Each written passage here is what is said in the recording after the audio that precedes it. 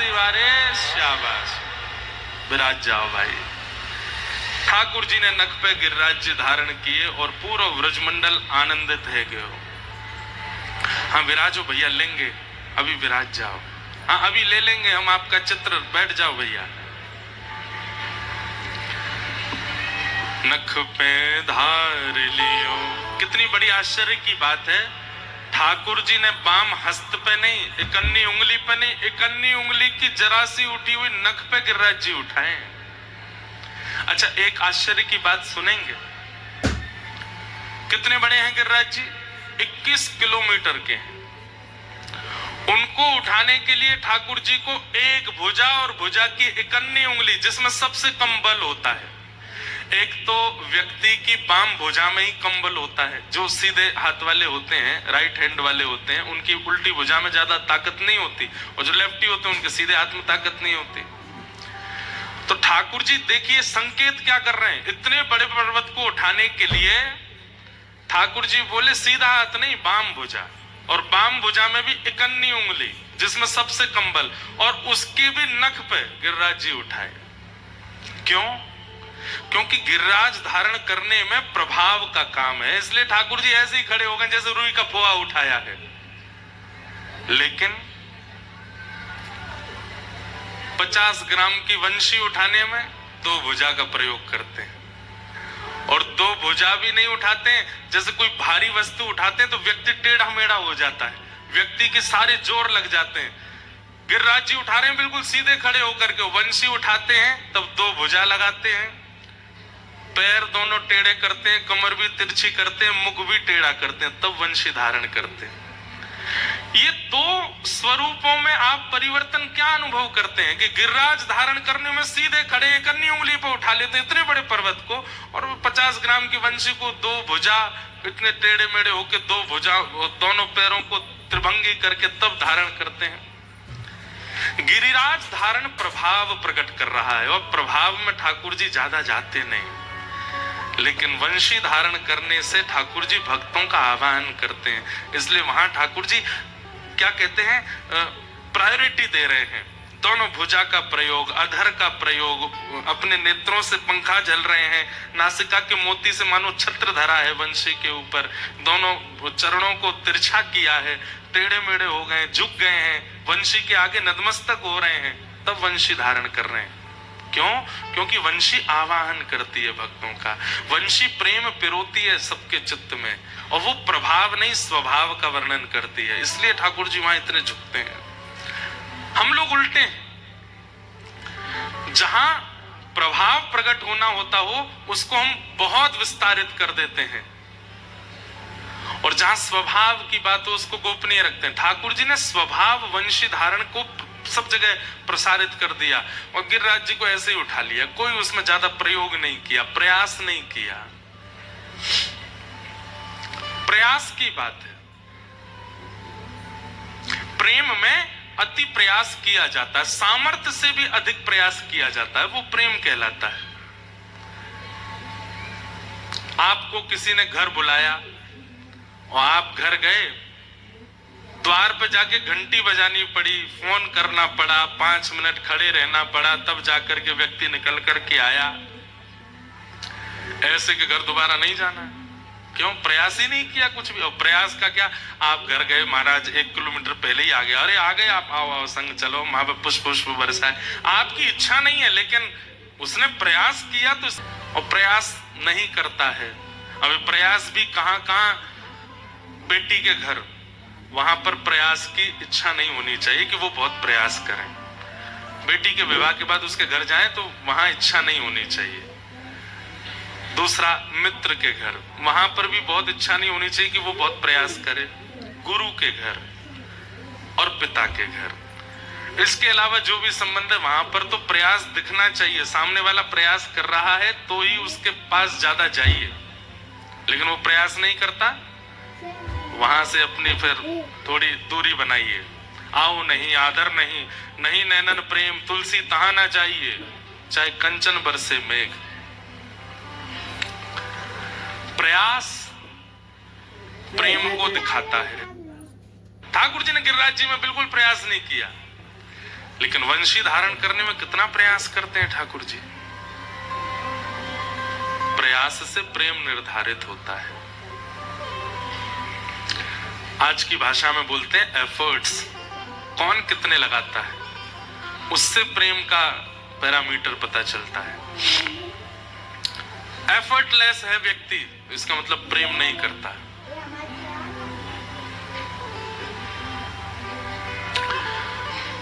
ठाकुर जी ने ऐसे ही उठा लिए गिरिराज जी। अब जैसे गिरिराज जी उठाए, सब ब्रजवासी नीचे आ गए।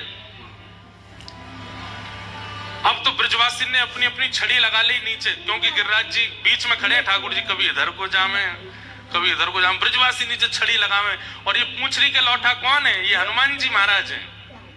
हनुमान जी महाराज गिरिराज जी में ही रहते हैं। द्वापर युग में ठाकुर जी की कृष्ण लीला का दर्शन करने हनुमान जी गिरिराज जी में रहते हैं।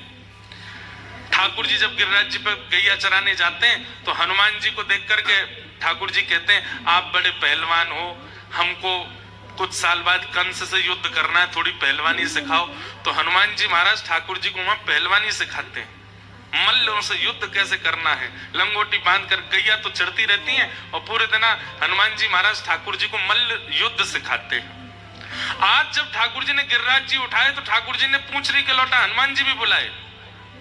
इनका नाम पूंछड़ी के लौटा क्यों पड़ा, ये भी सुनो। गिरिराज पर्वत जो है वो गौ की आकृति में है। किस आकृति में? गैया की आकृति में। और गैया की पूंछ होती है। ऐसे ही गिरिराज पर्वत की जहां पूंछ है, मतलब जहां से आप परिक्रमा करने जाओगे तो गिरिराज जी मान लीजिए हाथ के समान है, ऐसे करके जहां से टर्न होते हैं उस छोड़ को पूंछड़ी बोलते हैं। गिरिराज जी गिरिराज रूपी गैया की पूंछ है, वहीं पर ही हनुमान जी रहते हैं। खाए खाए पड़ो रे सुलौठा, इसलिए नाम पड़ गया इनका पूंछड़ी के लौठा। तो हनुमान जी भी आए और जब ब्रजवासी गिरिराज जी ऐसे झूम रहे हैं, बीच में ठाकुर जी खड़े हैं, तो जैसे ब्रजवासी अपनी छड़ी लगावे इतने में ही हनुमान जी भी आवे। हनुमान जी आके अपनी भुजा से गिरिराज जी को ऊपर करें। ठाकुर जी ने पहले कह दिया, आप तो भैया पवन पुत्र हनुमान हो, आप भी हमारी तरह उठा सकते हो। गिरवरधारी दो हैं, ठाकुर जी और श्री हनुमान जी। हनुमान जी भी गिरवरधारी हैं, इन्होंने भी गिरी यानी पर्वत को जो धारण करे। ठाकुर जी ने कही, आप तो पूरी सामर्थ्य रखते हैं, लेकिन ब्रजवासियों को ऐसे दिखाना कि आप भी अपना बल लगा रहे हो। तो हनुमान जी भी ब्रजवासियों के संग जामे और जैसे कहते हैं जोर लगा के हई सा, ऐसे ही हनुमान जी जैसे ही गिरिराज जी को ऊपर करें, सब ब्रजवासी चिल्ला में पूंछड़ी के लौठा की हुप हुप। और जैसे ही हुप हुप करें तो गिरिराज जी ऊपर हो जाएं और जैसे ही समान हो मत सब ब्रजवासी कहें, क्या बात है वंशी वारे, शाबाश। इसलिए ये जय जयकार ठाकुर जी को बड़ा प्रिय है। पूंछड़ी के लौठा की हुप हुप प्यारे।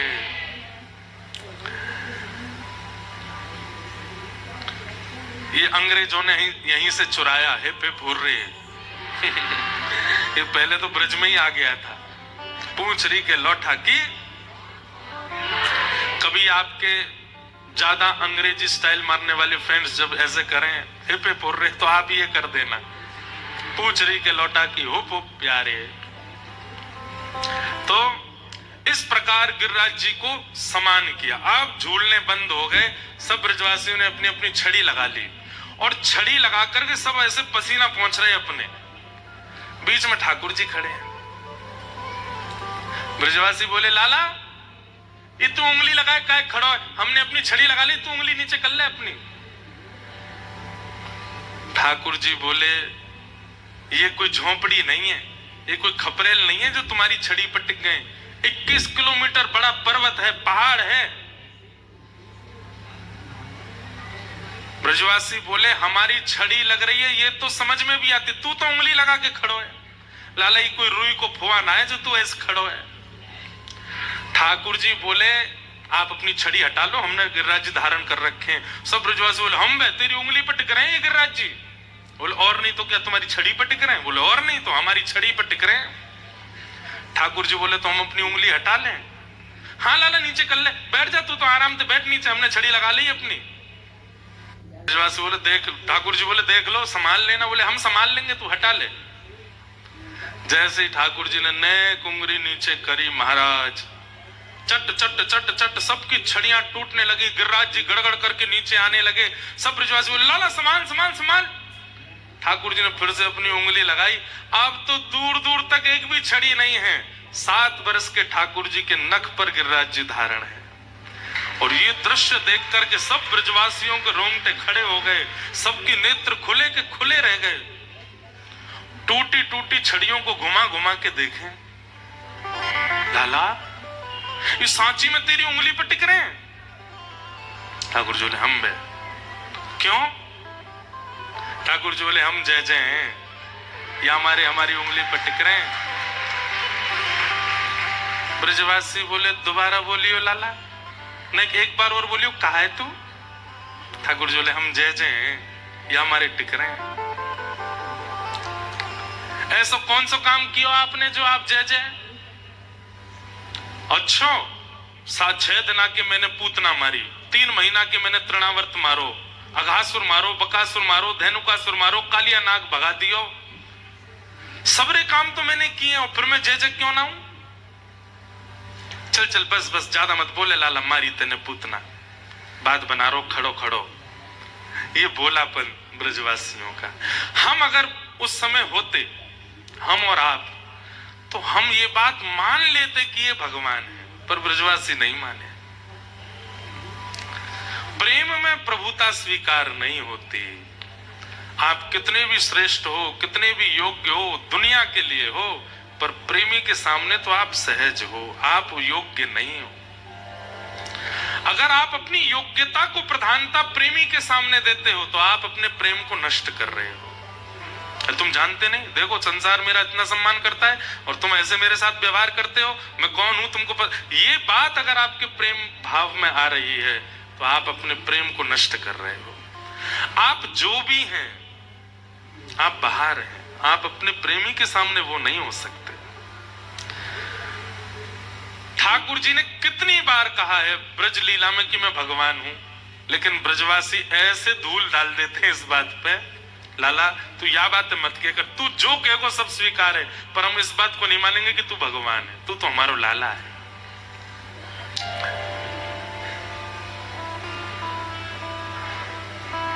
जब ब्रजवासी बोले लाला तू भगवान ना है सके, अरे मैया यशोदा हमारी बात सुन। बोले कहा ये तुम्हारो लाला जी वन में जावे गैया चरावे। हमें तो ऐसा लगे वन में कोई टोना टोटका करवे वारो या को बाबा मिल गयो, वाने या को टोटका ते पर्वत उठानो सिखा दियो है, वहीं ते सीख के आयो ये।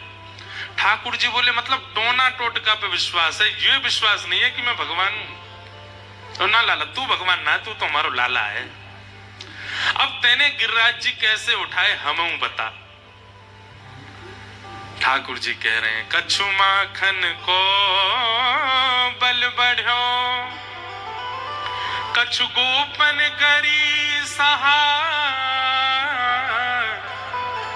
श्री राधे जू की कृपा सो मैंने गिरिवर लियो उठा।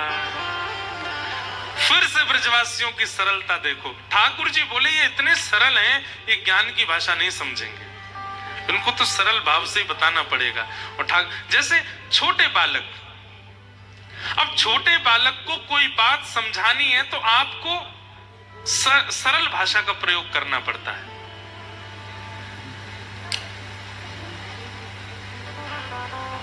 अब छोटे बालक हमको देखते हैं तो अपने माता पिता से कुछ पूछ लेते हैं, ये महाराज जी रेड रेड क्या लगाते हैं, ये महाराज जी ऐसे कपड़े क्यों पहनते हैं, महाराज जी ने नीचे क्या पहन रखा है। वो बात अलग है कि दुर्भाग्य है, क्योंकि ये भारतीय वेशभूषा तो यही है, वो जो पहन रहे हैं वो वेस्टर्न है, उसके बारे में उनको पूछना चाहिए। इसके पर फिर भी तो फिर माता पिता उनको बड़ी सरल, महाराज जी ना जय जय की पूजा करते हैं इसलिए ऐसे पहनते हैं, इसलिए ऐसे रहते हैं, इसलिए ये लगाते हैं। उनको फिर ज्ञान मार्ग नहीं बताना पड़ता, क्योंकि बालक सरल है, क्योंकि बालक सहज है, क्योंकि बालक भोला है, इसलिए उसको सरल बात बतानी पड़ती है। घर में कभी किसी की मृत्यु हो जाती है तो बालक अगर देख लेते हैं तो घबरा जाते हैं, पूछने लगते हैं इनको क्या हो गया, तो फिर घर वाले यही बोलते हैं, ये थोड़ी समझाएंगे भाई मृत्यु है, अकाट्य सत्य, जो आया है सो जाएगा। ये सब बच्चों को नहीं, बच्चों को दादू सो गए हैं, अभी सो रहे हैं, उठ जाएंगे, अभी सो गए हैं, ऐसे बताना पड़ता है क्योंकि सरल है। ऐसे ही ठाकुर जी भी ब्रजवासियों के सामने सरल भाषा का प्रयोग करते हैं। और कैसी सरल भाषा, सुनो। ठाकुर जी कह रहे हैं भैया अरे लड़ो मत, मैं भगवान नहीं हूं। ब्रजवासी बोले हाँ लाला ये तूने सही बात कही, लेकिन अब ये भी तो बताई गिरिराज जी उठाए कैसे। हम बता दे, हम भी उठा लेंगे। ठाकुर जी कह रहे हैं कछु माखन को बल बढ़ो। अरे गोपियों, तुम सबरी बचपन में मेरी मैया से जाके शिकायत करती तुम्हारो लाला अपने घर को मक्खन ना खावे, घर घर जाके चुरा के खावे।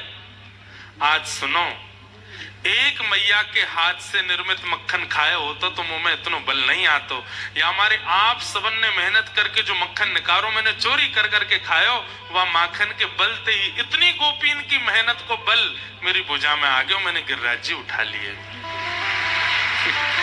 ये लॉजिकल बात नहीं है, ये साइंटिफिक बात नहीं है, ये ज्ञान की बात नहीं है, ये प्रेम की बात है। और प्रेम में लॉजिक नहीं होता। ठाकुर जी कह रहे हैं एक मैया के हाथ के निर्मित मक्खन को खातो तो नेक बल आतो, इतनी सारी गोपीन के हाथ सो मेहनत से निकलो भयो मक्खन खायो, सबरी गोपीन को बल मेरी भुजा में आ गया। इसको दूसरी बात और कह सकते हैं, एक तो ठाकुर जी सरल भाषा का प्रयोग कर रहे हैं क्योंकि ब्रजवासी सरल हैं, और दूसरी बात ठाकुर जी मान देते हैं, क्रेडिट्स देते हैं, करते खुद हैं पर दूसरों को दे देते हैं। अब पूरा क्रेडिट किसको देती है? गोपियों को। वो तुम्हारी कृपा से मैंने गिरिराज जी उठाए। सब ब्रजवासी ताली बजाने लगे, जय हो गोपीन की जय हो, आप सबकी कृपा से लाला ने गिरिराज जी उठाए। लेकिन ठाकुर जी बोले एक पक्ष नहीं रखना है, गोपियों का पक्ष लिया तो अब गोपों का भी पक्ष लेना है। तब ठाकुर जी दूसरी बात कहते हैं, कछु गोपन करी सहाय। गोपवाल बोले लाला हमने तो मक्खन ना निकारो, हमने कहा सहायता करी। अरे गोपीन के बल से निकले भाई मक्खन से मैंने गिरिराज जी उठाए, पर ये गिरिराज जी इतनी देर तक मेरी उंगली पर टिक रहे हैं, या मैं आपकी सहायता। बोले कैसे? बोले आप सब टकटकी लगा के मेरी उंगली की ओर देख रहे हैं, तो आप सबन के नेत्रन से आप सबकी ऊर्जा शक्ति निकल के मेरी उंगली में आ गई, मैंने गिरिराज जी उठा लिए। सरल बात। इतने सारे ब्रजवासी आप सब कहां देख रहे हैं? मेरी उंगली की ओर देख रहे हैं। नेक्स्ट इसी उंगली पर इतना बड़ा पर्वत, तो आप सबन की ऊर्जा नेत्रन से निकल के मेरी उंगली में आ गई, मैंने गिरिराज जी उठा लिए। ठाकुर जी तो सरल बात कर ही रहे हैं, ब्रजवासियों को देखो, ब्रजवासी आपस में कह रहे हाँ तभी हम कहें 2-3 दिन आते, हमें कमजोरी क्यों आ गई है, हमारी सबरी ऊर्जा निकल गई है। कहां चली गई है? वो लाला की उंगली में चली गई है। मुझे ये प्रसंग इतना प्रिय इसलिए लगता है कि कितने सरल ब्रजवासी हैं जिनके लिए ठाकुर जी बिक गए। हम सरल नहीं हैं। ब्रजवासियों ने 56 भोग खोल लिए, जो गिरिराज जी का भोग लगाया और खाने लगे। ठाकुर जी बोले अरे ब्रजवासियों से क्या कर रहे हो? मैं यहाँ पे उंगली पे गिरिराज जी धारण करके खड़ा हूं, ने को हिल ना सकूं, तुम सबरे यहाँ भोग लगा रहे हो? लाला तैने तो अभी कही कि हम सबरे तेरी उंगली की ओर देखें तो हमारी शक्ति तेरी उंगली में चली जाए। अब हम खामेंगे, हम में शक्ति बनेगी, हम फिरते तो देख लेंगे, तो हमारी शक्ति फिरते तो में आ जाएगी। ठाकुर जी बोले बढ़िया खाओ चकाचक। गिरिराज धारण एक ट्रेजेडी थी, एक घटना थी, पर ठाकुर जी ने उसको उत्सव बना दिया। ब्रजवासियों के लिए वो महोत्सव बन गया। श्री राधे जू की कृपा सो मैंने गिरिवर लियो उठाए। श्री राधा रानी की कृपा से मैंने गिरिराज जी उठा लिए। क्यों? क्योंकि गर्गाचार्य जी कह के गए थे, हे नंद बाबा, हे यशोदा जी, आपको जो ये लाला है ना, या की आह्लादनी शक्ति बरसाने में वृषभानु बाबा की लाली राधा है। जब कभी भी ये कोई विशेष कार्य करे तो राधा रानी को लाके आके सामने खड़ो कर दियो।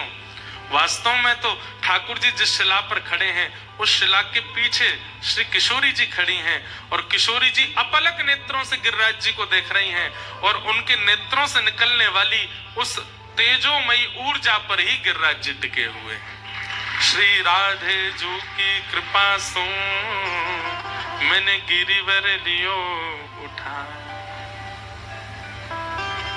श्री राधा रानी की कृपा से मैंने गिरिराज जी उठाए। राधा रानी कौन है बंधु? श्री किशोरी जी कौन है? इस बात को समझाना सबसे मुश्किल काम है कि किशोरी जी कौन है, परंतु फिर भी प्रयास करके समझाऊं। अगर आप समझो तो व्यक्ति के चित्त में जो आह्लाद होता है, जो आनंद होता है, हर व्यक्ति का एक अलग अलग तरीका होता है अपने आनंद को व्यक्त करने का। किसी व्यक्ति को बहुत आनंद आता है तो वो खाता है, किसी व्यक्ति को बहुत आनंद आता है तो वो घूमता है, किसी व्यक्ति को बहुत आनंद आता है तो वो नाचता है, किसी व्यक्ति को बहुत आनंद आता है तो वो हंसता है, किसी व्यक्ति को बहुत आनंद आता है तो वो रो जाता है। ठाकुर जी का जो आनंद है वो किसी रूप में व्यक्त नहीं हो पाता, वो चित्त का चित्त में ही रह जाता है। ठाकुर जी अपने आनंद को व्यक्त नहीं कर पाते, प्रस्तुत नहीं कर पाते, तो वह आनंद बढ़ते बढ़ते बढ़ते चित्त में इतना भर चुका है कि अब उसको प्रकट करना है। तब उस आनंद के समूह को ही ठाकुर जी ने किशोरी जी के रूप में प्रकट कर दिया। इसलिए ठाकुर जी की आह्लादनी शक्ति, आनंद शक्ति श्री किशोरी जी है, अलग नहीं है, एक ही है। प्राण एक ही है, देह दो है, बस लीला करने के लिए दो रूप में प्रकट हो गए।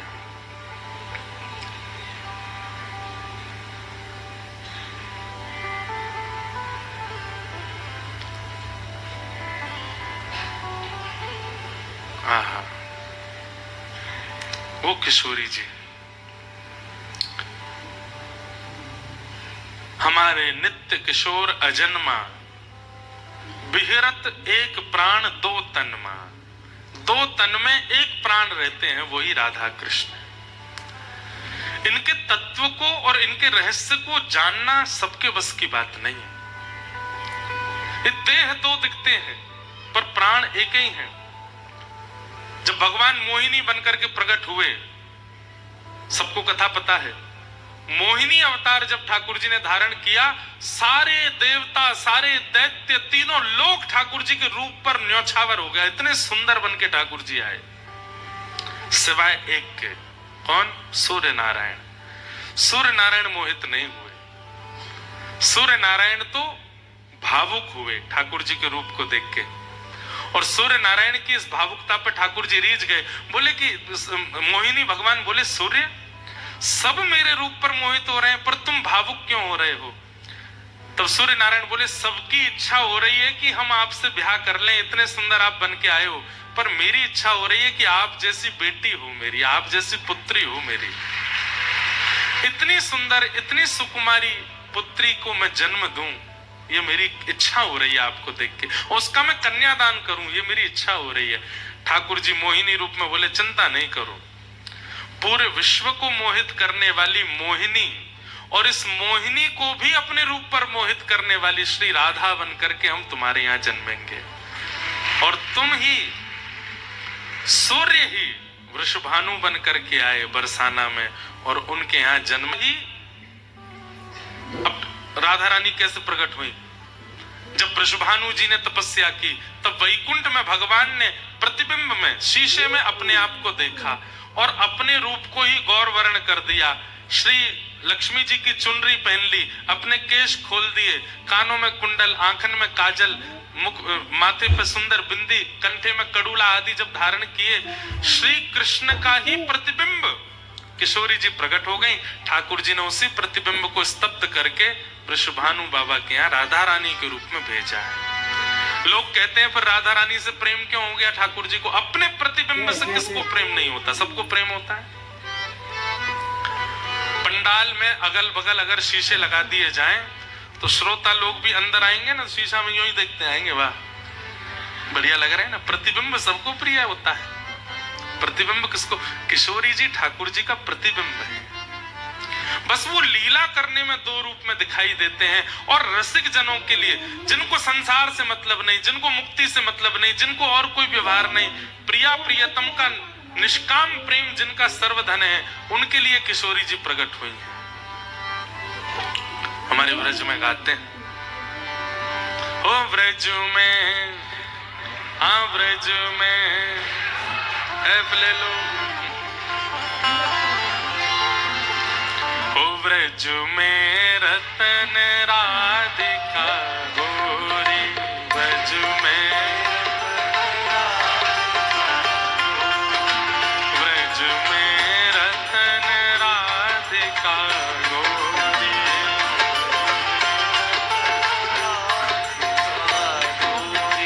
हे राधिका गोरी, राधिका गोरी, राधिका गोरी,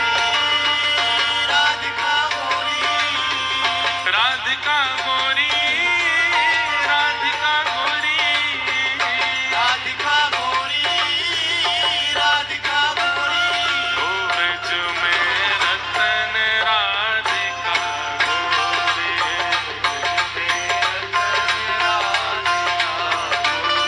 ओ ब्रज में रतन राधिका गोरी।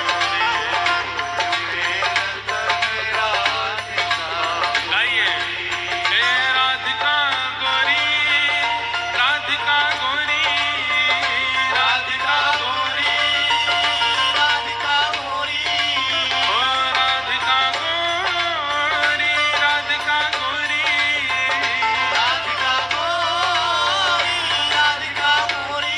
ओ ब्रज में रतन राधिका गोरी, ब्रज में रतन राधिका गोरी, ब्रज में रतन राधिका गोरी। बल बरसाने वाली की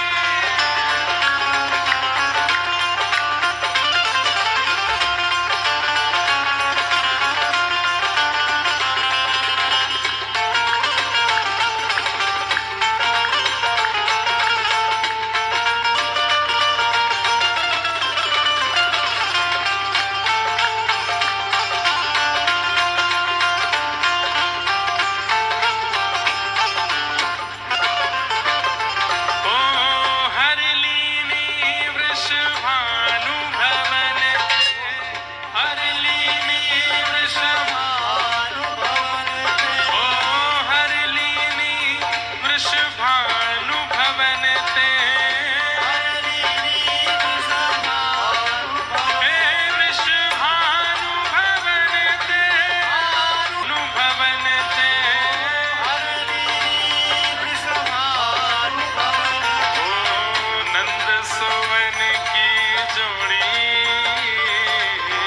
नंद सुवन की जोड़ी, ओ नंद सुवन की जोड़ी,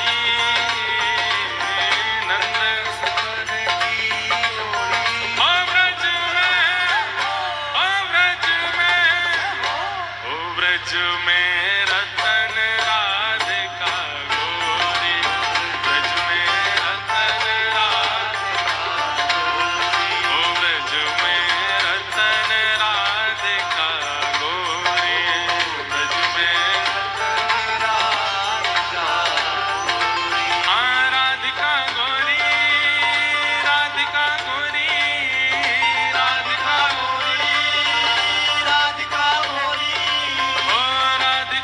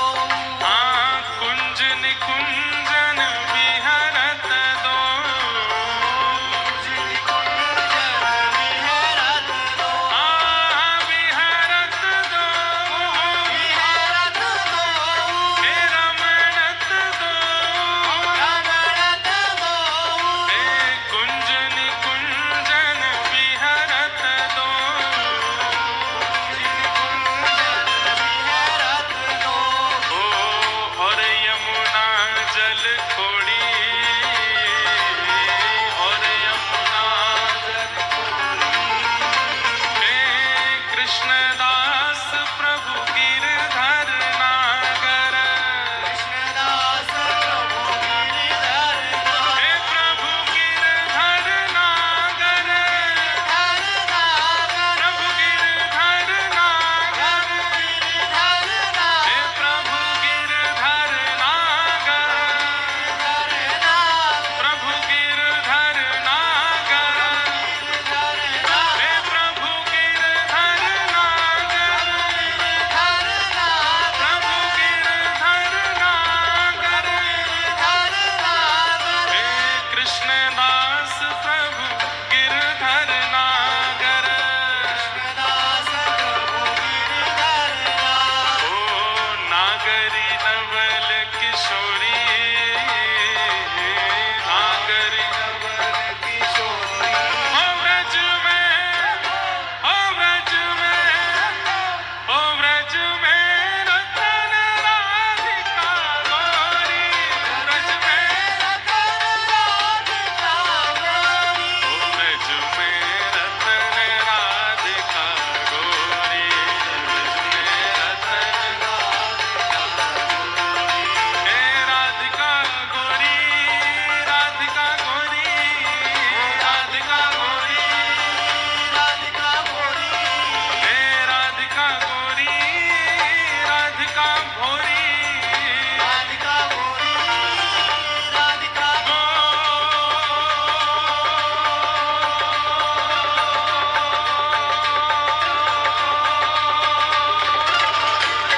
ओ व्रज में, ओ व्रज में, ओ व्रज में रतन राधिका गौरी,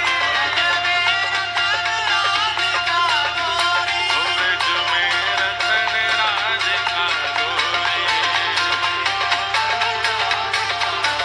ओ जय राधे राधे, श्री राधे राधे, जय राधे राधे, श्री राधे राधे। देखो कल तो कथा विश्राम है और उसके बाद आप सब लोग आनंद कीजिएगा, आराम करिएगा, फिर दोबारा पता नहीं कब मिलेंगे। खूब पूरी ऊर्जा के साथ किशोरी जी को नाम बुलाओ एक बार। जय राधे राधे, श्री राधे राधे, जय राधे राधे, श्री राधे राधे, वृषभानु दुलारी, अति भोली भारी, श्री कृष्ण पियारी, हरिदास दुलारी, जय राधे राधे, श्री राधे राधे, बरसाने वाली, हरिवंश दुलारी, हरिदास दुलारी, श्री कृष्ण पियारी, वृषभानु दुलारी, कीरत सुत प्यारी, जय राधे राधे, श्री राधे राधे, जय राधे राधे, ओ जय राधे राधे, जय जय श्री राम, जय जय श्री राम, जय जय श्री राम।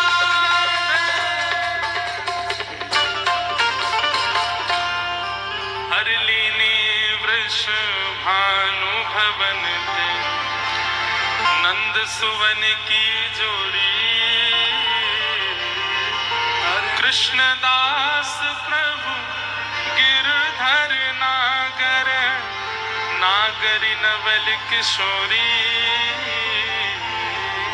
नागरी नवल किशोरी, ओ व्रज में रतन राधिका गौरी, ब्रज में रतन राधिका गौरी। ऐसी हमारी किशोरी जी की कृपा से ठाकुर जी ने 7 दिन 7 रात्रि पर्यंत गिरिराज जी को धारण करके रखा बोल गिरवरधारी गोपाल की जय। मध्य प्रदेश शासन के कैबिनेट मंत्री श्री गोविंद सिंह राजपूत जी आज कथा में पधारे हैं। बहुत बहुत अभिनंदन, स्वागत, खूब खूब आभार।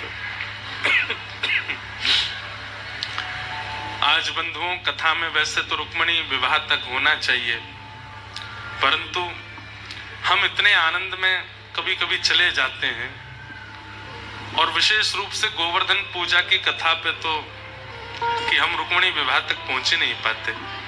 इसलिए जहां तक आज पहुंच जाएं बढ़िया है। विशेष शेष जो रहेगा वो कल सुबह 10 से 12 तक क्रम रहेगा कथा का। आप सब लोग उसका फिर वहीं श्रवण कीजिएगा। भगवान ने गिरिराज 7 दिन 7 रात्रि तक धारण किए। तत्पश्चात ठाकुर जी का गैयाओं ने सुंदर नामकरण किया गोविंद। भगवान का नाम गोविंद गायों ने ही रखा है। गौ माने गाय और विंद माने रक्षक।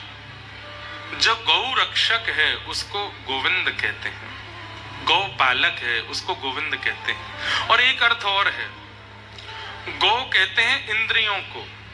हमारे शरीर में जितनी इंद्रियां हैं, आंख, नाक, जीभ, कान, त्वचा, मुख, हाथ, पैर, गुप्त इंद्रिय, इन समूह को भी, इंद्रियों के समूह को भी गौ कहते हैं। और इन इंद्रियों को विषय से जो रक्षा करते हैं वो गोविंद है। इन इंद्रियों की विषय वासनाओं से जो रक्षा करते हैं उनको भी गोविंद कहा जाता है। एक बात बताएं आपको, कभी भी अगर कोई इंद्रिय आपके कंट्रोल से बाहर जावे, 10 इंद्रियां हैं शरीर में, कोई भी इंद्रिय यदि आपके कंट्रोल से बाहर जावे, चाहे वो नेत्र हो, चाहे वो नासिका हो, चाहे वो जिह्वा हो, सबसे ज्यादा तो 2 ही बाहर जाते हैं, नेत्र और जीभ। इनके कारण अन्य इंद्रियां भी अनकंट्रोल्ड हो जाती हैं। जब इंद्रियों पर अपना कंट्रोल ना लगता हो तब गोविंद नाम का जितना हो सके जप करना चाहिए। गौ माने इंद्रियां, उनकी जो रक्षा करे वो गोविंद। करके देख लीजिएगा। पानी पूरी खाने का बहुत जोर से मन कर रहा हो, गोविंद गोविंद गोविंद गोविंद गोविंद गोविंद जपने लगो। थोड़ी देर में पानी पूरी कोई सामने धर भी देगा तो आपको घृणा होगी, नहीं खाना। इंद्रियों की रक्षा जो करें वो गोविंद है। ऐसे भगवान का नाम गोविंद पड़ा। एकादशी व्रत की महिमा बताई गई। बंधुओं, मैंने कल भी कहा था कि मौन व्रत और अन्न व्रत, ये 2 ही व्रत प्रधान होते हैं हमारे जीवन में, क्योंकि इन दोनों पर ही हमारा जीवन घटता है। जितना बोलते हैं और जितना अन्न सेवन करते हैं उनसे हमारी आयु घटती है। मान लीजिए किसी व्यक्ति का जीवन 80 वर्ष ही निर्धारित कर रखा है चित्रकेतु ने, ब्रह्मा जी ने, और वो व्यक्ति बहुत खाता है और बहुत बोलता है, तो संभवतः 50 के बाद कभी भी भगवत धाम जाना हो सकता है। क्यों? क्योंकि अन्न में हमारे प्राण बसते हैं और शब्द में भी प्राण घटते हैं।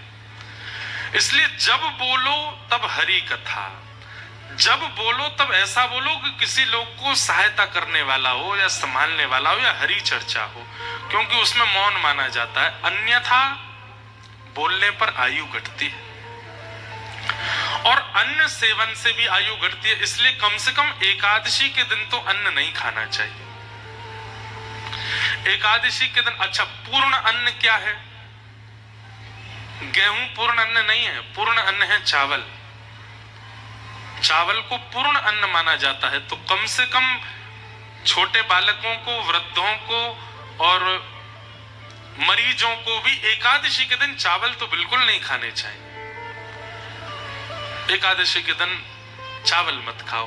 बाकी वृद्ध, बालक और मरीजों को रोटी खाने का अधिकार है, नहीं तो फलाहार ही पाना चाहिए। अच्छा, इसके ऊपर एक और बात सुनो। पृथ्वी पर सबके आगमन का समय निश्चित है। जैसे संध्या का समय महादेव का माना जाता है, इसलिए संध्या के समय पर 5 काम नहीं करने चाहिए। जब 2 समय मिलते हो तब सोना नहीं चाहिए, लेकिन पूरी दुनिया सोती है। दो समय मिलते हो तब पढ़ना नहीं चाहिए, पढ़ने से विस्मृति हो जाती, जो पढ़ा है भूल जाओगे। दो समय जब मिलते हो तब पढ़ना नहीं चाहिए, खाना नहीं चाहिए, पढ़ना नहीं चाहिए। दो समय जब मिलते हो तब कोई नई क्रिया का प्रारंभ, विवाह का लगुन अगर उसके अनुरूप निकला है, संध्या का ही निकलता है विवाह का अधिकतर। दो समय जब मिलते हो तब निकलता है, या फिर गोधूली बेला में निकलता है। इसको संध्या को गोधूली बेला ही कहते हैं। तो वो भी निकलवा करके मुहूर्त के अनुसार करना चाहिए, नहीं तो नवीन कार्यों में भी प्रतिबंध है। संध्या के समय पर सहवास की भावना नहीं रखनी चाहिए, नहीं तो इन सब का दुरुपयोग होता है, संतान राक्षस तुल्य होती है। फिर सबका समय निश्चित है पृथ्वी पर आने का। संध्या का समय महादेव का माना जाता है, देवी देवताओं का माना जाता है, इसलिए उस समय केवल भजन करना चाहिए। इस समय जो माहौल हो रहा है बाहर, ये संध्या का ही समय है, दो समय मिल रहे हैं। ऐसे ही सबका समय निश्चित है, प्रातः काल में इनका समय है, मध्याह्न काल में इनका समय है, रात्रि काल में इनका समय है, प्रेतों का भी समय है। रात्रि 2-2:30 बजे 3 बजे ये प्रेतों का समय है, उस समय प्रेत एक्टिव होते हैं अपनी स्थिति पर आजकल प्रेत ज्यादा एक्टिव हो नहीं पाते, क्योंकि मानवों से बड़ा प्रेत संसार में कोई है नहीं। अब भूत भी भाग गए दुनिया छोड़ करके। क्यों? क्योंकि भैया बोले हमसे ज्यादा खतरनाक तो ये लोग हैं। सबका एक समय है। ऐसे ही एक दिन पाप ने कहा मेरा समय क्या है? आपने सबको समय दे रखा है, पुण्य का भी समय है, सबको एक समय निर्धारित किया। पाप बोला मुझे भी तो समय दीजिए, मैं भी तो प्रचलित रहूं। तब एकादशी प्रदान की, और एकादशी के दिन भी अन्न प्रदान किया। बाकी के दिन अन्न प्राण धारक होता है, पर एकादशी के दिन पाप धारक होता है, इसलिए एकादशी के दिन अन्न सेवन नहीं करना चाहिए।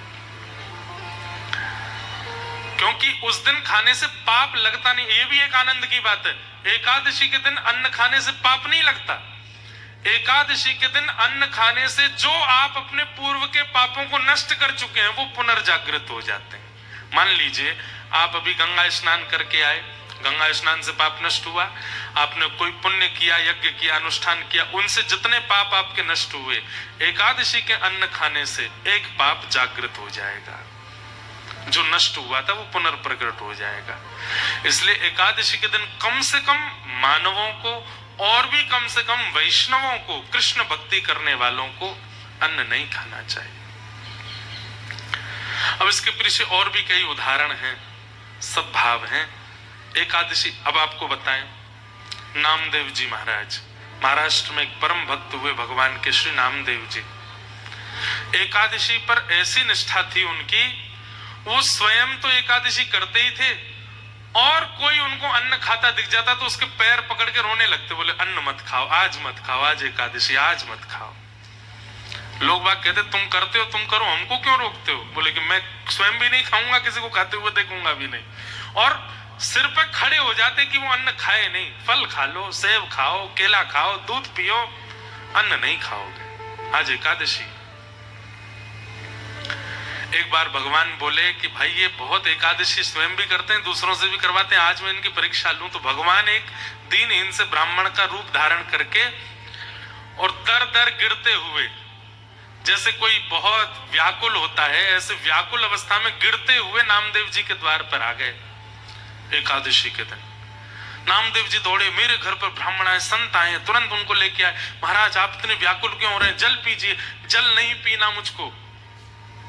नामदेव जी बोले क्या हो गया? बोले मैं 5 दिन से भूखा हूं, भूख लगी है मुझे प्रसाद पाना है, जल्दी भोजन कराओ मुझको। नामदेव जी बोले आज तो एकादशी है, मैं भोजन कैसे कराऊं? अरे एकादशी तुमको नियम की पड़ रही, मेरे प्राण निकल रहे हैं यहाँ पर, जल्दी। पत्नी को कहा लेके आओ, नामदेव जी की पत्नी को कहा तुम जाओ, जाके रसोई से जो बना हो लेके आओ। नामदेव जी बोले नहीं, आज एकादशी है, मैं सेब अमनिया करके ले आता हूं, मैं केला प्रसाद दे देता हूं, दूध पी लीजिए आप, आज एकादशी, आज अन्न नहीं खाना है। ठाकुर जी आए थे ब्राह्मण का रूप बना के। ठाकुर जी बोले हमारे यहाँ प्राण निकले जा रहे हैं, तुम केला खिला रहे हो? अरे रोटी की भूख लगी है, चावल की भूख लगी है, प्रसाद पवाओ। महाराज कल 4:30 बजे प्रातः काल में द्वादशी लगेगी, तब तक तो नहीं पा सकते, मैं आपको नहीं पवाऊंगा। महात्मा बोले तो फिर छोड़ो हमको, किसी और के घर जाते हैं, वहां जाके पाएंगे। बोले कहीं और जाने भी नहीं दूंगा, अब मुझे पता चल गया कि आप अन्न खाने वाले हो, अब कहीं नहीं जाने दूंगा। केला खा लीजिए, फल प्रगति है सामने, बोले फल खाओ। बड़े विचित्र आदमी हो, अपना नियम है तुम अपने आप करो, हमको क्यों थोप रहे हो अपना नियम? अन्न खाने से पाप लगता है,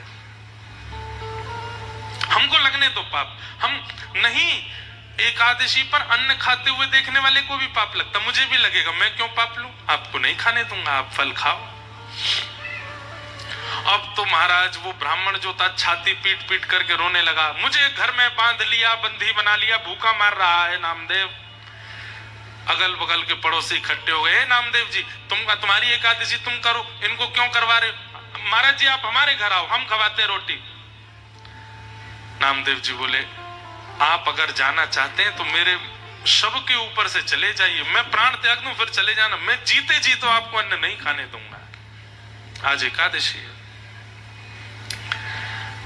अंत तो गत्वा लोग बाग बुरा भला कहने लगे नामदेव जी को। नामदेव जी बोले जो चाहे कह लो, आज अन्न नहीं मिलेगा। ना स्वयं खा रहे ना खाने दे रहे। अंत में भगवान तो नाटक करने में बड़े ऊंचे हैं, जोर से गिर पड़े, हाय मेरे प्राण निकल रहे हैं, अब अन्न नहीं मिले तो मेरे प्राण चले जाएंगे। अरे नामदेव मेरे प्राण निकल रहे हैं, अब तो मुझ पर दया करो, केला खाइए ना, सेब खाइए, दूध पी लीजिए। अरे प्राण निकल रहे हैं मेरे, प्राण निकलने वाले को तो अन्न खिला सकते हो, कोई बात नहीं, एकादशी के दिन प्राण जाएंगे तो वैकुंठ ही जाओगे आप, कहीं और तो जाना नहीं आपको। ठाकुर जी ने ऐसा नाटक किया कि तड़पते तड़पते तड़पते उस ब्राह्मण भेष के मानो जैसे प्राण निकल ही गए। वैद्यों ने आकर के देखा तो नाड़ी बंद है, सांस नहीं चल रही। बोले तो पधार गए। गांव के लोग बोले धिक्कार है नामदेव, ऐसे नियम का क्या फायदा कि तू दूसरे के प्राण ले लेता है, बेचारे वो अन्न मांग रहे थे तूने नहीं दिया। नामदेव जी रोने लगे, मेरा अपराध है ना, मैंने तो एकादशी का मान किया, अपने घर में ही चिता बनाई और चिता में उन ब्राह्मण देवता को पधराया, अपने परिवार सहित चिता में जीवित बैठ गए नामदेव जी। बोले मैं प्राण त्याग, मेरी वजह से प्राण गए, मैं भी प्राण त्याग दूंगा, लेकिन एकादशी नियम की इतनी महिमा है वो मैं नहीं तोड़वा सकता। चिता में जैसे ही अग्नि स्वयं ही प्रकट की है, इतने में ही ब्राह्मण देवता, वो तो भगवान ही थे, उनको ताप लगा नीचे से, तुरंत उठ करके खड़े हो गए। लोग बाग डर गए और प्रेतात्मा आ गई, लेकिन तुरंत ही शंख चक्र गदा पद्म धारण करके भगवान प्रकट हो गए, नामदेव जी को हृदय से लगाया। अरे मेरे नामा, मैं तो तेरी एकादशी निष्ठा की परीक्षा लेने आया था। तब सब गांव के लोगों ने प्रण लिया कि जब इनकी निष्ठा पर ठाकुर जी प्रकट हो सकते हैं तो हम एकादशी क्यों ना रखें। और उस दिन से फिर पंढरपुर में आज भी एकादशी सब करते हैं। हम कोई थोप नहीं रहे आपके ऊपर, पर प्रयास करो, कम से कम तिथि में एकादशी का तो पता हो आपको कि इस दिन घर में चावल तो भूल के भी नहीं बने, अन्न तो पाना ही नहीं है, प्रयास करो। अब हम स्वयं कई बार इतने ज्यादा प्रवास में होते हैं, हमसे गलती से हम भी अन्न पा लेते हैं, पर जब प्रवास में नहीं है, ध्यान में है, तो प्रयास करेंगे कि एकादशी रखें और चावल तो बिल्कुल नहीं पाने। एकादशी पर व्रत करने वाले व्यक्ति एक प्रकार से व्रत करने से एक दिन की आयु बढ़ती है आपकी। एक दिन आप अन्न नहीं खाते तो एक दिन की आयु आपकी बढ़ जाती है। पर एकादशी के दिन व्यक्ति जब व्रत करता है तो उसकी एक दिन की आयु बढ़ती नहीं, वो ठाकुर जी को अर्पित हो जाती है। और ठाकुर जी कहते हैं ये सबसे बहुमूल्य वस्तु तूने मुझे अर्पित की। कोई स्वर्ण चढ़ावे, चांदी चढ़ावे, धन चढ़ावे, कुछ भी चढ़ावे, लेकिन कोई व्यक्ति अपनी आयु ही ठाकुर जी को अर्पित कर दे कि मैं अपना एक दिन की आयु आपको दे, ठाकुर जी कितने प्रसन्न होते हैं उससे। इसलिए एकादशी व्रत करना चाहिए। मन की विचारों की शुद्धता भी उससे प्रारंभ हो जाती है। और तत्पश्चात प्रारंभ हुई रास पंचाध्याय की कथा। जो सबसे ज्यादा प्रश्न चिन्ह बना रहता, बंधुओं, ये रास, रस और रास, ये दो शब्द हैं। बड़ा सीधा अर्थ है इनका। रस का मतलब क्या? आप ठाकुर जी के पास जाते हैं, ये रस है। पर आपकी प्रेम भक्ति से प्रसन्न होकर ठाकुर जी आपके पास आ जाते हैं, ये रास है। भक्ति के पथ का प्रारंभ क्या है? रस। और भक्ति के पथ का विश्राम क्या है? रास। मंदिर में रहते हो भगवन, कभी बाहर भी आया जाया करो। मैं रोज तेरे दर आता हूँ, कभी तुम भी मेरे घर आया करो। ठाकुर जी आपके पास आ जाएं, वो रास है। एक प्रकार से सागर की पहली कथा रस थी, दूसरी कथा रास है। ये 6 महीने में जो ये दो कथाओं का क्रम बना है, जो कि असंभव है, कहीं होता ही नहीं और आगे मुझे लगता हो भी नहीं पाएगा कहीं। ये दूसरी कथा तो रास है। पहले आपने निमंत्रण दिया था गिरधर लाल जी को, अब की बार तो मना करते करते गिरधर लाल जी अपने आप आ गए सागर। ये रास है। कई लोगों को तो पहले दिन कथा जब प्रारंभ हुई उसके 2 दिन पहले ही पता चला कि कथा फिर से हो रही है। एक कोई व्यक्ति आया, बोले मुझे तो लगा ये जनवरी वाले पोस्टर ही लग रहे हैं शहर में। बाद में जब तिथि देखी, अरे नहीं, फिर से कथा हो रही है सागर में। ये रास है। सीधी बात, आप अपने प्रेमी से मिलने के लिए प्रयास करते हैं, वो रस है। पर प्रेमी आपसे मिलने की प्रयोजना बनावे, वो रास है। नामदेव जी के साथ में रास हुआ क्योंकि ठाकुर जी आते हैं। सूरदास जी के साथ में रास हुआ, तुलसीदास जी के साथ में रास हुआ, मीराबाई के साथ रास हुआ। क्यों? क्योंकि ये ठाकुर जी के पास नहीं जाते थे, ठाकुर जी इनके पांचे पांचे डोलते थे। ये रास है। रास का मतलब नृत्य नहीं होता, नाचना नहीं होता रास का मतलब। अब वो बात अलग है कि भाई घर पे ठाकुर जी आ जाएंगे तो आपका रोम रोम नृत्य करेगा। गोपियों के साथ जो रास हुआ वो नृत्य नहीं था, प्रायोरिटी दी है ठाकुर जी ने, इसलिए उसका नाम रास पड़ा। अब इतनी प्रायोरिटी ठाकुर जी ने दी कि गोपियां नाचने लगी, इसलिए प्रचलित हो गया कि रास का मतलब नाचना होता है।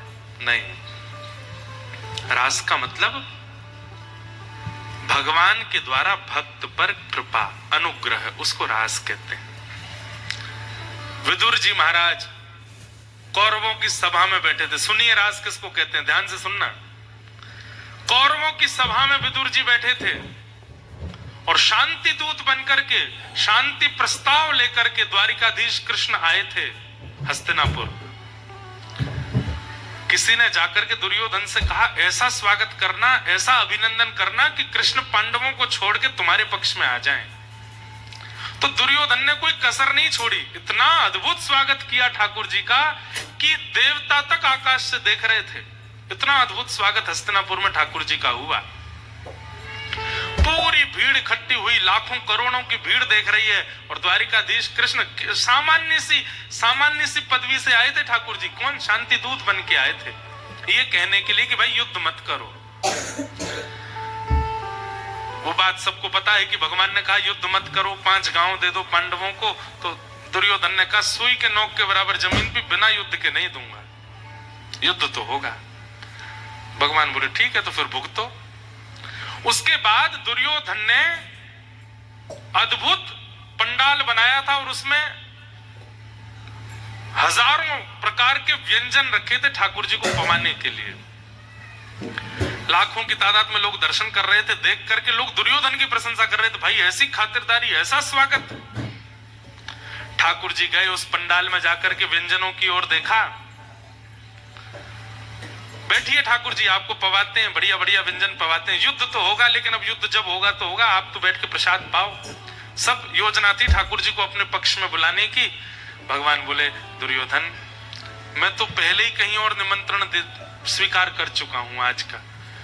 दुर्योधन बोला मैंने इतनी व्यवस्था की है आपके आगमन की, और हस्तिनापुर में मेरे अलावा और कौन निमंत्रण दे सकता है आपको? पता ही नहीं है उनको, पीछे खड़े हैं। भगवान ने तिरछी नजर कर, विदुर जी, ये विदुर काका मुझको रोज बोलते थे मेरे घर का, कहा था कि अब की बार हस्तिनापुर आऊंगा तो मैं आपके घर जरूर आऊंगा, विदुरानी जी ने बड़ी व्यवस्था कर रखी है। विदुर जी बोले मैंने कब निमंत्रण दिया इनको, मैंने तो कभी बोला नहीं। क्यों विदुर जी, कहा था ना। अब विदुर जी, अब भगवान कह रहे हैं कि इन्होंने मुझे निमंत्रण दिया, मैं इनके घर, कोई मना कैसे करे। विदुर जी बोले हाँ दिया था। दुर्योधन बोले अच्छा काका जी, हमको तो बताया भी नहीं आपने, ठाकुर जी को निमंत्रण दिया। विदुर जी मनी मन सोच रहे मुझे भी तो नहीं पता था। अच्छा विदुर जी आप तो जाओ, मैं आता हूं, बस थोड़ी देर में पहुंच रहा हूं। अब विदुर जी एक पांव में चप्पल पहनी, दूसरी में पहनी नहीं, धनुष कहीं गिरे, बाण कहीं गिरे, पता ही नहीं। ठाकुर जी ने पूरी सभा में कह दिया कि विदुर के यहाँ मेरा निमंत्रण है। ये होता है रास। विदुर जी दौड़ करके घर गए, विदुरानी से जाकर के बोल रहे हैं सांस सांस चल रही है, बोल नहीं पा रहे हैं। बोली क्या बात है, इतना क्यों हाँफ रहे हो। आज आज आज सभा में ठाकुर जी ने क्या कहा, क्या कहा। मुझसे बोले मेरे घर आएंगे प्रसाद पाने, वो आ रहे हैं, देवी व्यवस्था करो। कौन, द्वारिकाधीश आ रहे हैं हमारे घर। बोले हाँ। विदुरानी की भी स्थिति हो गई, चलती कहीं है, जाती कहीं है, पैर कहीं धरती है, कभी छत पे पहुंच जाती है, कभी नीचे, समझ ही नहीं आ रहा क्या करें। विदुर जी महाराज बोले मैं बाजार से कुछ मिष्ठान लाता हूं, तुम जल्दी कुछ बनाओ। बोले पहले स्नान कर लेना, ठाकुर जी आ रहे हैं, अपरस में भोजन बनाना। विदुरानी स्नान करने के लिए गए, विदुर जी बाजार भागे, इतने तो ठाकुर जी पहुंच गए और द्वार पे जाके खोलो, खटखटाने लगे द्वार। कानों में शब्द पड़े, विदुरानी स्नान कर रही है, वस्त्र भी नहीं पहने हैं। निकल करके बाहर आई, अस्त व्यस्त वस्त्रों में जैसे ही बाहर आई, बाहर आकर के द्वार खोला, द्वारिकाधीश कृष्ण मंद मंद मुस्का रहे हैं द्वार पर खड़े। विदुरानी, काकी जी बहुत जोर की भूख लगी है, जल्दी कुछ पवाओ, जल्दी मुझे कुछ पवा दो। इसे कहते हैं रास। ये है रास। तू है सखी बड़ भाग बड़ी, नंदलाल तेरे घर आवत है। तू है सखी, गाइए सब लोग, भाग बिना ताली के गाओ, ऐसे ही गाओ। नंदलाल तेरे घर आवत है। कुमन दास जी कहते हैं वो बड़भागी हैं जिनके घर ठाकुर जी स्वयं चल के आ जाते हैं। तो अपनो श्रृंगार करत है, तू अपनो श्रृंगार करत है। ये दर्पण हाथ दिखावत है। दर्पण हाथ दिखावत है। तू है सखी बड़ भाग बड़ी, गोपाल तेरे घर आवत है। तू है सखी बड़ भाग बड़ी, गोपाल तेरे घर आवत। और सब कोई इनको यश गावे, सब कोई इनको यश गावे। पर ये तेरो यश गावत है। ये तेरो यश गावत। अरे ठाकुर जी किसी का यश गावें, ये रास है। ठाकुर जी किसी के घर आ जाएं, ये रास है। आप अपने केश काट रहे हो, ठाकुर जी दर्पण दिखा रहे हैं, ये रास है। आप भोजन बना रहे हो, ठाकुर जी नमक पधरा रहे हैं, ये रास है। कैसे कैसे भक्तों के संग ठाकुर जी ने लीला की। जनाबाई, नाम सुना जनाबाई का? महाराष्ट्र में परम भक्ता हुई भगवान की जनाबाई। एकादशी के दिन पंढरपुर में इतनी भीड़ होती है, इतनी भीड़ होती है कि लाखों की तादाद में लोग दर्शन करने आते हैं। लेकिन रोज का नियम था कि शाम के समय नामदेव जी के घर पर कीर्तन होता था और भावना थी कि उस कीर्तन में ठाकुर जी आते थे। एकादशी के दिन जब कीर्तन होता था ना तो जनाबाई सबके आगे हाथ जोड़ती, आज ज्यादा कीर्तन मत करना। क्यों? ठाकुर जी पूरे दिन लाखों को दर्शन देते देते थक गए होंगे, कीर्तन जोर से करोगे तो आके उनको नाचना पड़ेगा, पहले से इतने थके हुए आएंगे तो और थक जाएंगे। सब लोग सोचते छोटी है, ये लाली है, ऐसी बोलती रहती है, इसके बोलने से क्या होता है। जोर जोर से कीर्तन करते। कीर्तन में ठाकुर जी आते सबको नहीं दिखाई देते थे, नामदेव जी को, जनाबाई को, दो चार भक्तों को दिखाई देते थे ठाकुर जी नाच रहे हैं। अब यहाँ मराठी समझे नहीं, हमसे मराठी गवे भी नहीं, अच्छे अच्छे अभंग हैं महाराष्ट्र के। अगर आप हमसे पूछें कि भारतवर्ष में कश्मीर से कन्याकुमारी तक किस प्रांत के भक्तों पर आप न्योछावर हैं, हम तो महाराष्ट्र के भक्त, अद्भुत भक्त हैं महाराष्ट्र के। ऐसी भक्ति, इतने सरल और इतने सहज भक्त हैं महाराष्ट्र के। अबीर गुलाल उधरी तरंग, अभंग है मराठी में। अबीर गुलाल उधरी तरंग, नाथा घरी नाचे माझा सखा पांडुरंग, नाथा घरी नाचे माझा सखा पांडुरंग। ठाकुर जी ऐसे कमर पर हाथ धर के और नृत्य करते हुए सभा में आते थे। जनाबाई ने जैसे ही देखा ठाकुर जी आए, दौड़ करके गई, नामदेव जी के चरण पकड़ने लगी, आज कीर्तन मत करो, देखो थके आए हैं, अब नाच रहे हैं, उनके पैरों में दर्द हो जाएगा। रोती रही जनाबाई, एकादशी का कीर्तन पूरा हुआ, रात भर रोती रही और ठाकुर जी के शिखर को दूर से देखते देखते डांट रही है ठाकुर जी को, मराठी भाषा में डांट रही है, तुमको समझ नहीं आता, आज एकादशी है फिर भी कीर्तन में क्यों आए, इतने थके थे फिर भी क्यों आना था आपको, इतना नाचे, पैर में दर्द हो गया होगा। इतने में ठाकुर जी प्रकट हो गए जनाबाई के सामने। क्या बात है जना, इतना क्यों रोती है, आपके पैरों में दर्द हो रहा होगा, आप थक गए होंगे। ठाकुर जी बोले अच्छा ठीक है, नीचे बैठ गए और ऐसे टेक लगा के अपने दोनों पैर जना की गोद में धर दी, ले दबा ले पैर, तेरे को बहुत चिंता होती मेरी, दबा ले। छोटी सी जनाबाई चरण दबाती ठाकुर जी के। अब छोटी सी है, बात क्या करनी है ठाकुर जी से उसको पता तो है नहीं, तो ठाकुर जी से पूछती है आज भोजन किया आपने? ठाकुर जी बोले हाँ किया। क्या खाया? भगवान बोले पूरन पोली खाई। अच्छा, कल क्या खाया था भोजन में? ठाकुर जी बोले कल भी पूरन पोली खाई थी। परसों क्या खाया था? बोले परसों भी पूरन पोली खाई थी। उससे पहले क्या खाया था? बोले उस दिन भी पूरन। बोले मंदिर में और कुछ नहीं बनता? और कुछ नहीं बनता, पुजारी पूरन पोली खिलाते हैं रोज। जनाबाई बोली आपका मन तो भर गया होगा पूरन पोली से। ठाकुर जी बोले हाँ भर तो गया, पर क्या करें, हम भक्त पराधीन, मैं कुछ और बना के पवाऊं आपको? ठाकुर जी बोले तुम बनाओगी? बोले हाँ, लेकिन आपको मेरी सहायता करनी पड़ेगी, अब मैं छोटी सी हूं, अकेली कैसे बनाऊंगी? ठाकुर जी बोले क्या करना है बताओ? बोले जाओ वहां से लकड़ी उठा लाओ। ठाकुर जी लकड़ी उठा के लाए, चूल्हा में लगाई। अब छोटी सी जनाबाई अपने हाथों से रोटी बना रही है। ठाकुर जी को बोली अब मैंने पैरों की सेवा कर दी, थकान कम हो गई, चलो आलू काटो। ठाकुर जी आलू काट रहे हैं। अब टमाटर मनिया करो। ठाकुर जी हम टमाटर मनिया कर रहे हैं। छौंक लगा रही है ठाकुर जी, हल्दी डाल रहे हैं, नमक डाल रही है, प्रेम से दोनों मिलके। और दूर खड़ी खड़ी रुक्मणी जी देख रही है, नेत्रों से आंसू गिर रहे। इतना सुख तो हमको नहीं दिया कभी इन्होंने, जितना सुख जनाबाई को दे रहे हैं। ये रास है।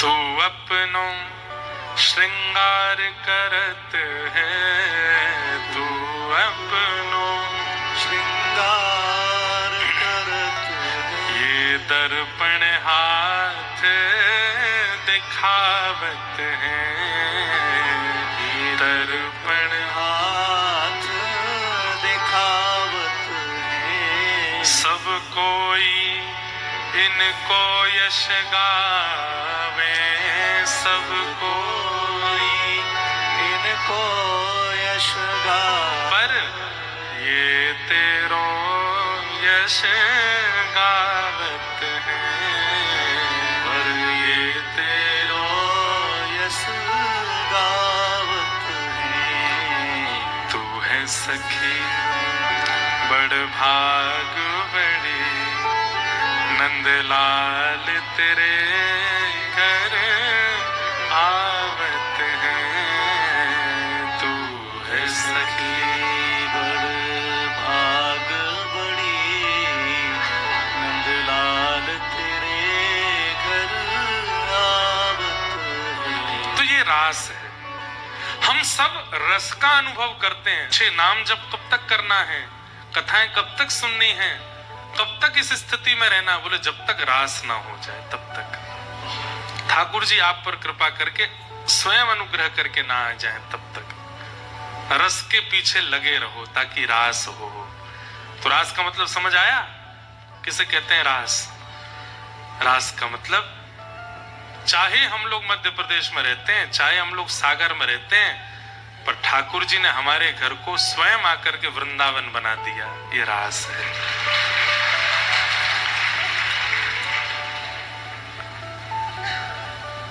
गोपियों को भगवान पहले ही आश्वासन दे चुके थे कि शरद पूर्णिमा की रात्रि पर हम रास करेंगे, मतलब तुम्हारे पास आएंगे, तुमको हमारे पास नहीं आना पड़ेगा।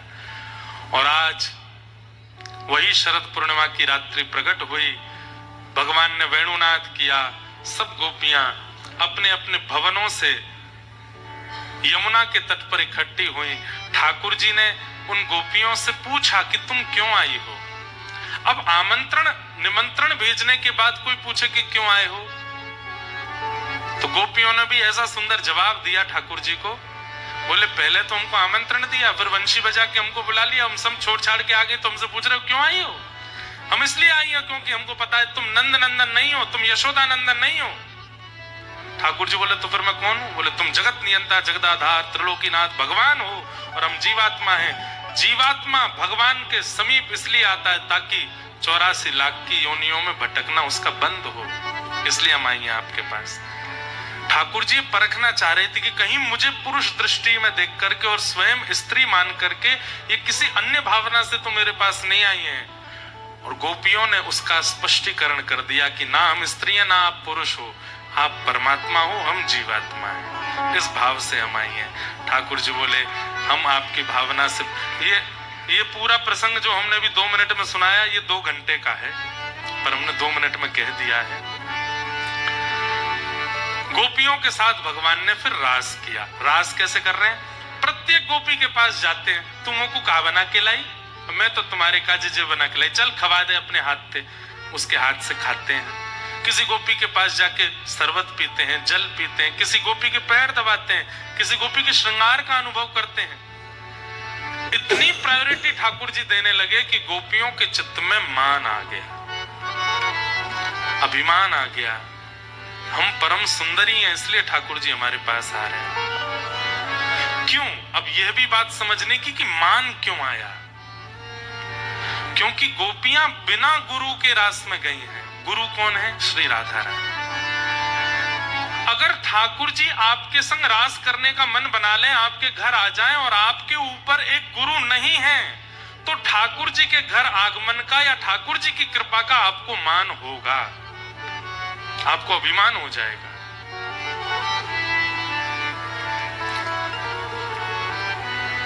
उस मान से आपकी रक्षा करने के लिए गुरु जीवन में होना आवश्यक है। वो गुरु ही आपको मान रहित करते हैं। ठाकुर जी के सामने जब आप भोग पधराते हो अपने घर में, तो ठाकुर जी का मन होता होगा कि मैं कह दूं आज मेरो मक्खन खावे को मन है, मक्खन दे दो। लेकिन ठाकुर जी डर जाते होंगे, कहीं मैं बोल गया, तुरंत फोन में वीडियो बना के सोशल मीडिया पर डाल देगा, सब जगह अपने पेपरों में छपवा देगा, मेरे घर के ठाकुर जी बोलते हैं।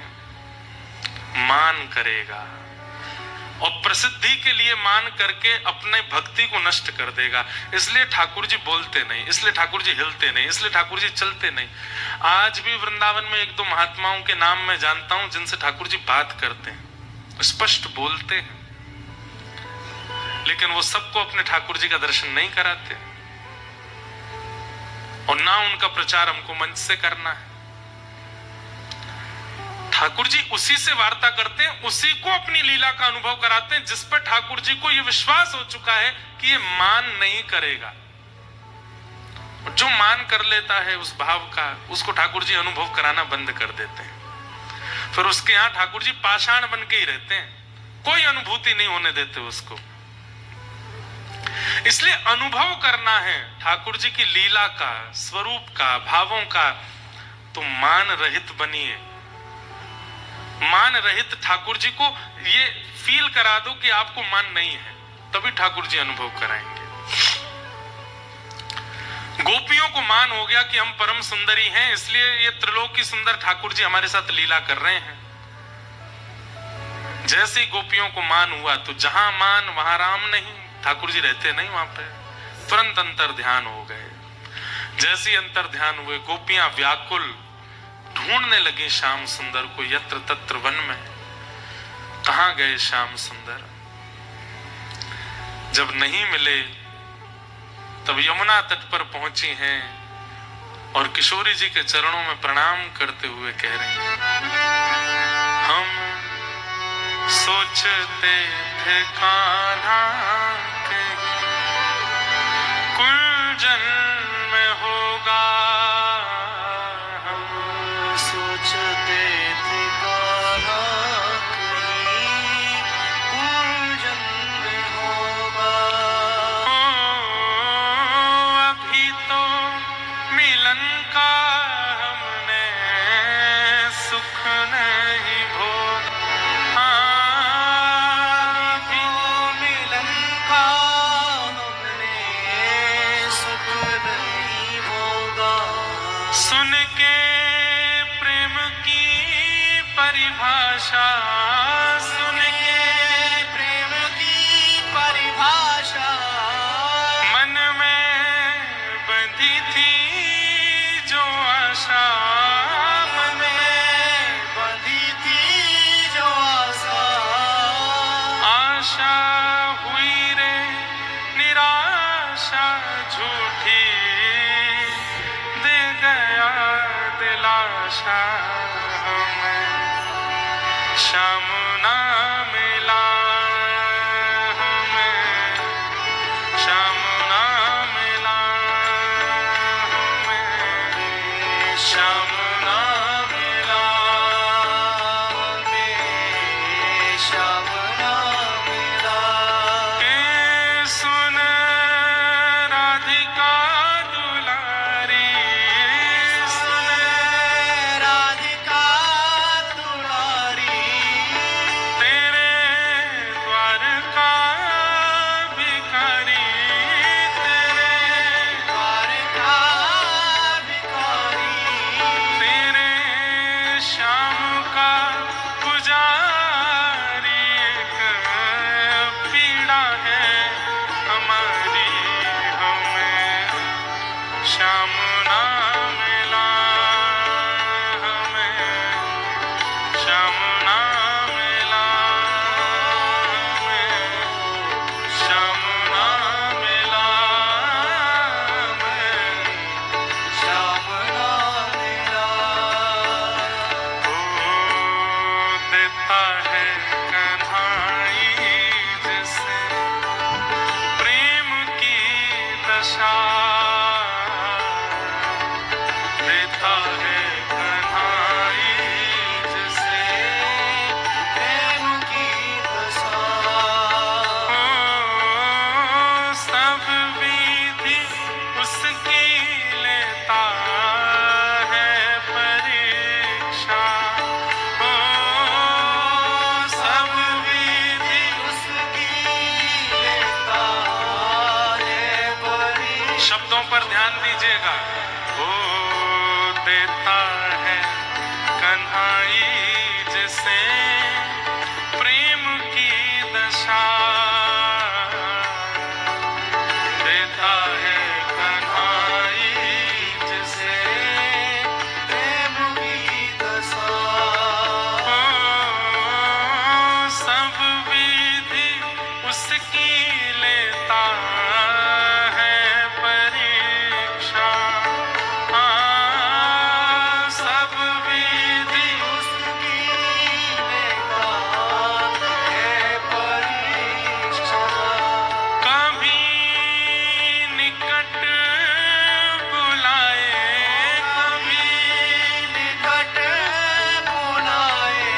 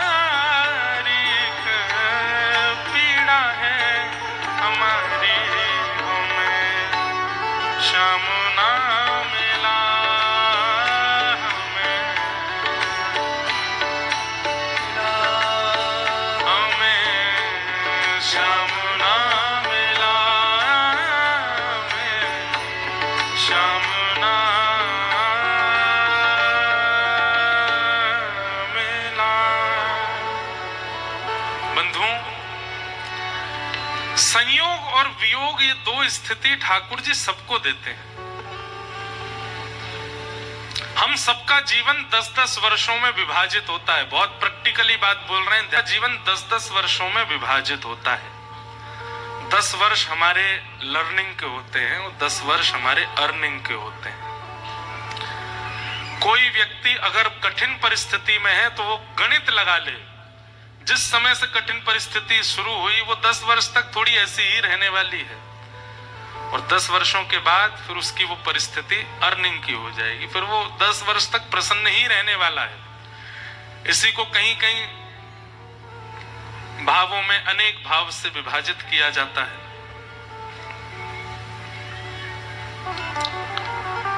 श्री धर्मेंद्र सिंह लोधी जी मंत्री मध्य प्रदेश शासन के पधारे हैं, बहुत बहुत अभिनंदन, बहुत बहुत स्वागत है। हम सबका जीवन इन 10-10 वर्षों में विभाजित है। भगवान श्री कृष्ण 10 वर्ष तक ब्रजमंडल में रहे। 11 वर्ष 56 दिन की आयु में, मतलब 11 वर्ष के होते ही 56वें दिन ठाकुर जी मथुरा चले गए, ब्रजवासियों को वियोग दे गए। संयोग और वियोग यह भी 10-10 वर्षों में ही रहता है। किसी के जीवन में उपलब्धियां 10 वर्षों में ही आ जाती हैं, और फिर 10 वर्षों की उपलब्धियां उपलब्धि रहते हुए भी 10 वर्षों में कोई ना कोई कष्ट बना ही रहता है। शारीरिक हो, मानसिक हो, बौद्धिक हो, व्यवहारिक हो, पारिवारिक हो, ये चलता ही रहता है। इसलिए ज्यादा परेशान होना नहीं चाहिए। देता है कन्हई जिसे प्रेम की दशा, सब विधि लेता है उसकी परीक्षा। और ये परीक्षा के समय 10 वर्ष में आते हैं। बस उस परीक्षा की घड़ी में विचलित ना हो व्यक्ति, हार ना माने, व्यथित ना हो। और व्यथित कौन नहीं होता? आध्यात्मिक व्यक्ति व्यथित नहीं होता। ये बात आप अनुभव कर लेंगे। जब से आपके जीवन में आध्यात्मिकता आई होगी, तब से पहले के आप और उसके बाद के आप में बहुत अंतर हुआ होगा। और विशेष रूप से आपकी मनस्थिति पर।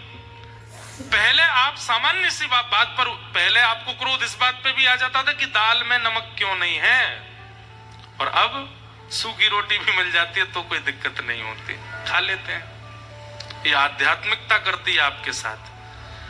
पहले इसलिए भी क्रोध आ जाता था, इसलिए भी मन विचलित हो जाता था कि हम सभा में गए, हमारा नाम नहीं बोला गया, हमसे पूछा नहीं गया, हमसे बैठने को नहीं कहा गया। और अब सभा में आपका नाम भी लिया जाता है तो आपको उससे प्रशंसा नहीं होती। आप सम हो गए हो, आध्यात्मिक आप बन रहे हो। ये इस बात का प्रमाण है कि आप परिस्थितियों को सामान्य रूप से ग्रहण करने लग जाते हो। चिड़चिड़ापन होना, व्यथित हो जाना, बहुत जल्दी क्रोध आ जाना, छोटी छोटी बात पर बिल्कुल विचलित हो जाना, ये महासंसारी व्यक्ति का लक्षण है। रात भर नहीं सोए, क्यों नहीं सोए? गद्दा कंफर्टेबल नहीं था, इसलिए नहीं सोए। आध्यात्मिक व्यक्ति कंफर्ट जोन से बाहर चला जाता है। भक्त व्यक्ति कंफर्ट जोन से ऊपर उठ जाता है, उसको कंफर्ट की आवश्यकता नहीं होती। हम अपनी स्थिति बताएं, हमारी कथा विधायक जी करा रहे हैं, हमारी कथा मंत्री जी करा रहे हैं, पर इसका मतलब ये नहीं कि एक सामान्य व्यक्ति नहीं कराते, वो भी कराते हैं। और एक कथा तो हमारी ऐसी हुई, सामान्य से पत्रकार जी ने कथा कराई अभी 1-1.5 साल पहले। तो मैं ट्रेन से गया था, जैसे ही हम स्टेशन पे उतरे तो घुटने तक हाफ निक्कर पहने यजमान जी आए लेने सुबह 3 बजे। हमने उनसे उतरते ही पूछा मैंने कि कथा के आयोजक कौन है? हंसने लगे, मैं ही हूँ महाराज जी। मैंने अच्छा, गलती हमारी भी है कि भाई जरूरी थोड़ी कि पोशाक पहन के आए वही यजमान है। हमने कहा बहुत बढ़िया। बाहर स्टेशन से निकल के आए, मैंने कि चलो भैया बैठ जाए गाड़ी में, तो ऑल्टो गाड़ी थी, बैठ गए। सामान वामान आवे नहीं तो ऑटो करने पड़े, सब में सामान धर के वहां तक पहुंचा। तो हमने उनसे रास्ते में पूछा, मैंने कि कथा वथा बढ़िया से हो जाएगी? गलती हमारी, हम अपनी गलती बता रहे हैं, हम क्यों आकलन कर रहे हैं उनकी गाड़ी से या उनके वस्त्र से? जरूरी है ऐसा? जब पहुंचे तो महाराज अद्भुत कथा हुई, हजारों की तादाद में भीड़ आती थी। हमने चौथे पांचवें दिन उन्होंने मुझसे निवेदन किया, महाराज जी हमारे घर चलेंगे प्रसाद पाने, हम कहीं और रुके थे। मैंने कहा आप यजमान हैं, आपके यहाँ तो चलेंगे। जब हम उनके घर गए तो घर पहुंचे तो 2 मंजिला घर था। तो जब नीचे प्रवेश किए तो लोग बाग, मैंने कहा आपके परिवार के? बोले नहीं नहीं महाराज जी, इनका घर है, हम इनके यहाँ किराए पे रहते हैं, 2 कमरे हैं ऊपर हमारे। मैंने कि सुनो 4 दिन हो गए हमारे पास, बैठो एक बात बताओ, इतना खर्चा हुआ कहां से आया?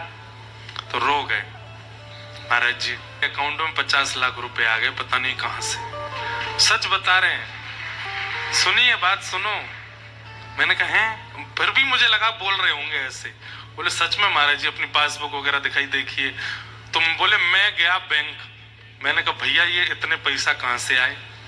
तो उन्होंने कहा ये किसी ट्रस्ट के द्वारा ट्रांसफर हुए। तो बोले मैंने उस ट्रस्ट का नाम ही नहीं सुना।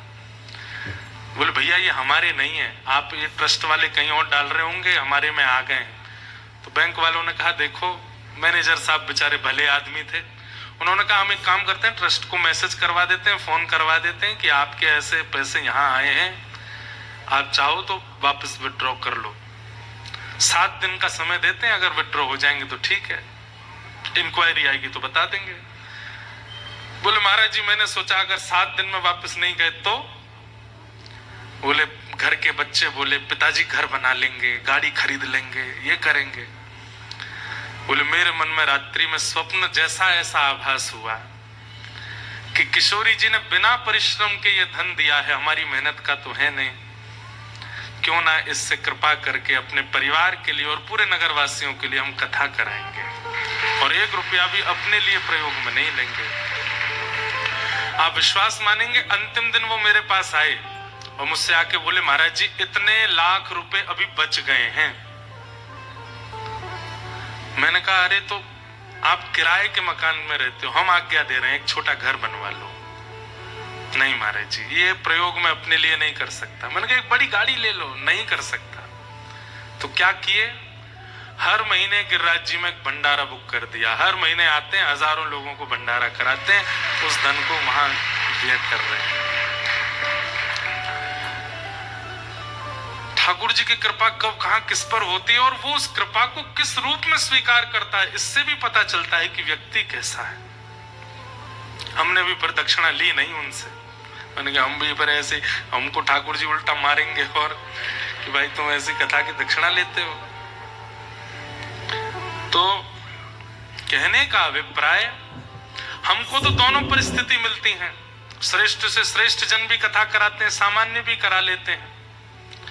अब हम श्रेष्ठों के यहाँ इतना सम्मान पा लेते हैं कि सामान्य के यहाँ फिर उतना सम्मान नहीं मिला, वैसी गाड़ी नहीं मिली, वैसा प्रोटोकॉल नहीं मिला, तो मन में ही हो जाएगा अरे यार यहाँ तो कथा करने में मन नहीं लग रहा है। नहीं, आध्यात्मिक व्यक्ति का यही लक्षण है कि चाहे उसको बड़ी से बड़ी उपलब्धि वाली स्थान मिले चाहे सामान्य मिले, उसको सब जगह सम रहना है। हाँ अब बात ऐसी है कि अब हम कथा करने कहीं जाते हैं, इतनी संख्या में भीड़ आएगी तो पंडाल तो बनाना पड़ेगा, वो व्यवस्था उसकी करनी पड़ेगी। आप कहो कि महाराज जी छोटा सा हॉल है 200 लोगों का, इसमें तो आपको ही दिक्कत हो जानी, इतनी भीड़ आ जाएगी, फिर क्या करोगे, वहां घटना घट जाएगी कोई। इसलिए अब ऐसा नियम बना लिया कि अब सब जगह नहीं जा पाते, उनसे पूछ लेते हैं भाई आपको थोड़ी व्यवस्था करनी पड़ेगी, जनता बहुत आएगी, तो इतना तो अभी बना लिया, बाकी मान सम्मान अपमान में सम रखना पड़ता है स्वयं को। और ये आप स्वयं से नहीं रख सकते, आध्यात्मिकता आपको सिखाती है सम रहना। चाहे सामान्य से घर में आप रहो, चाहे बहुत बड़े महल में आप रहो, आपके मन में वो गर्व ना आवे।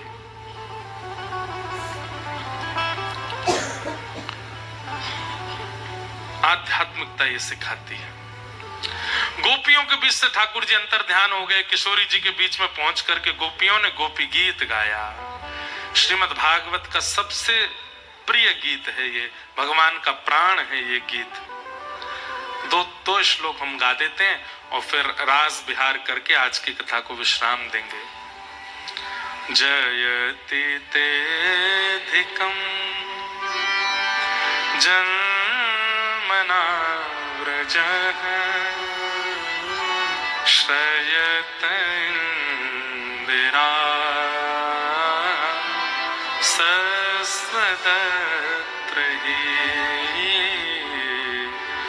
दयित दृश्यता दीक्षुतावक स्त्वयिद्रेता सब स्वां विचिन्वते शरदुदाशये साधुजात सरसिजोदर श्नीमुषादृशा सुरतनाथ ते अशोकदासिका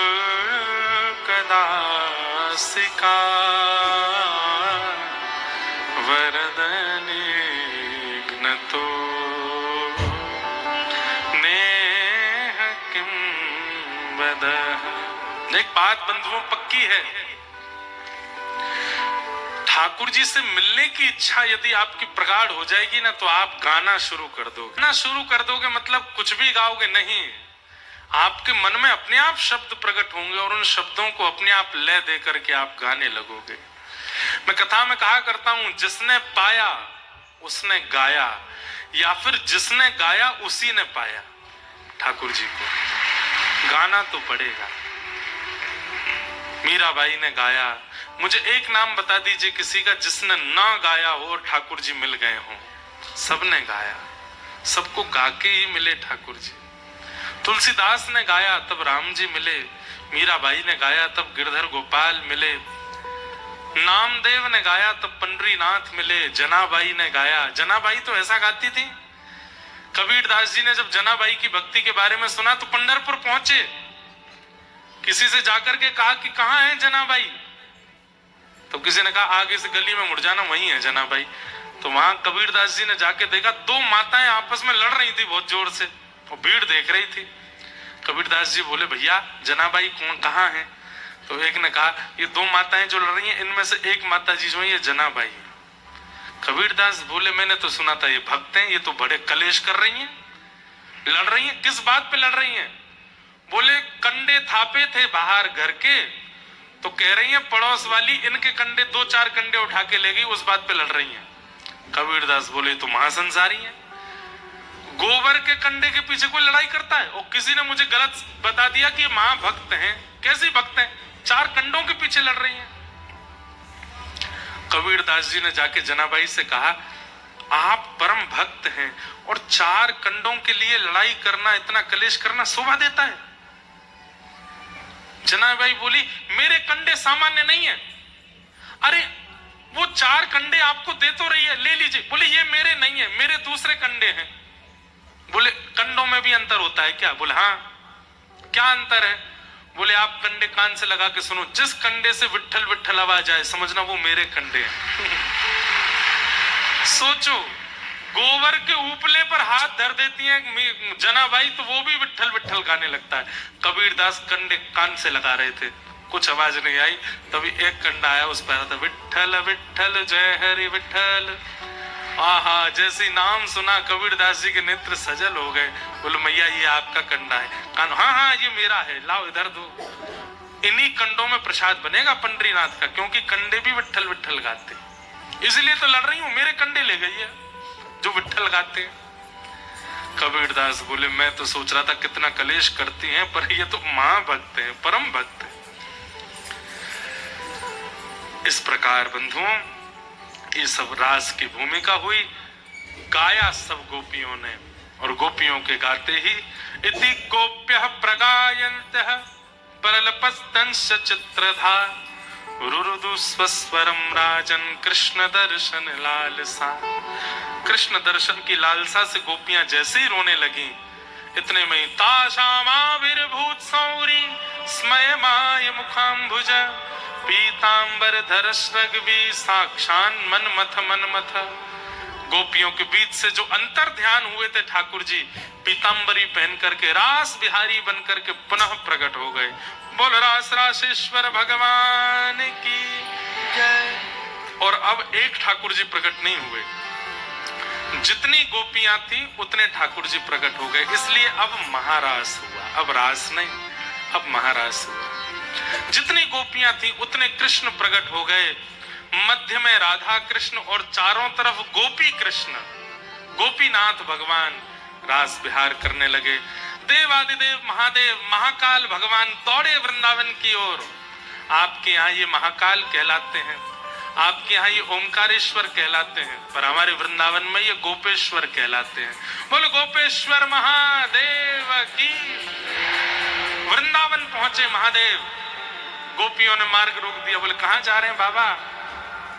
हमको भी रास में जाना है। बोले भीतर केवल एक ही पुरुष जाएगा, कृष्ण, बाकी सब तो गोपियां हैं। तुरंत महादेव अन्नपूर्णा मैया के पास गए, बोले भिक्षाम देही, कमंडल आगे किया। अन्नपूर्णा मैया जैसे ही भिक्षा में अन्न देने लगी, महादेव बोले आज अन्न की भिक्षा नहीं चाहिए, तो आपके श्रृंगार की भिक्षा दो। कानों में बिच्छू लटके थे, उतार के नीचे रख दिए। गले में सर्प था, सर्प को भी उतार दिया।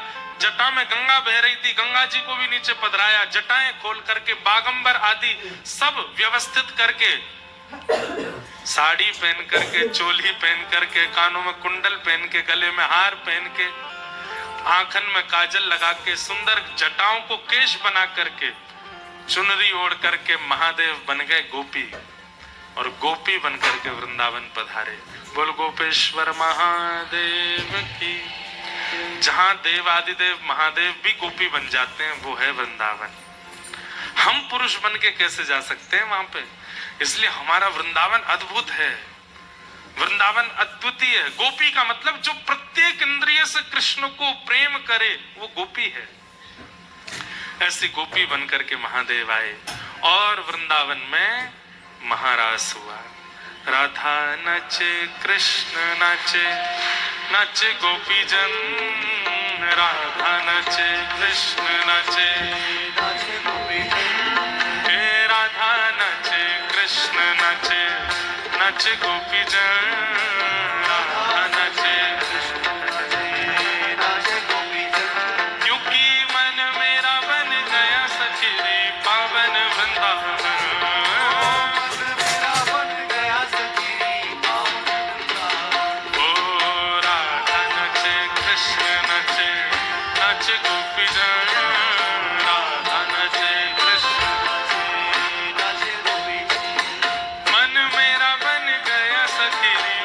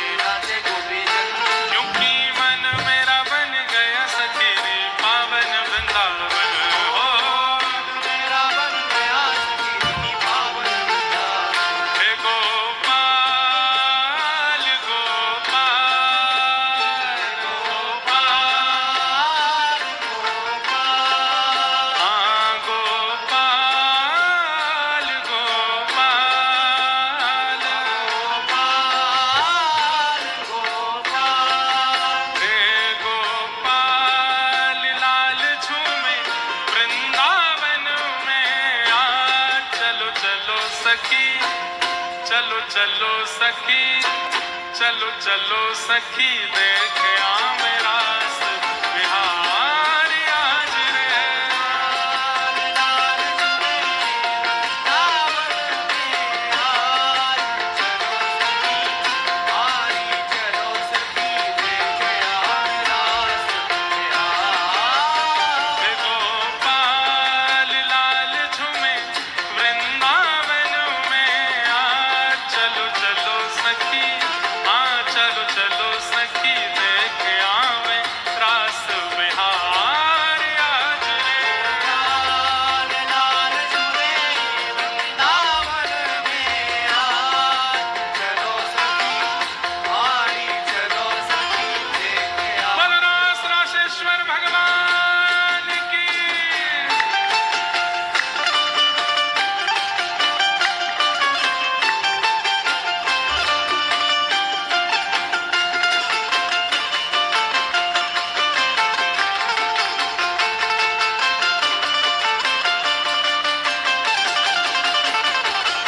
श्री राधा रमण लाल की।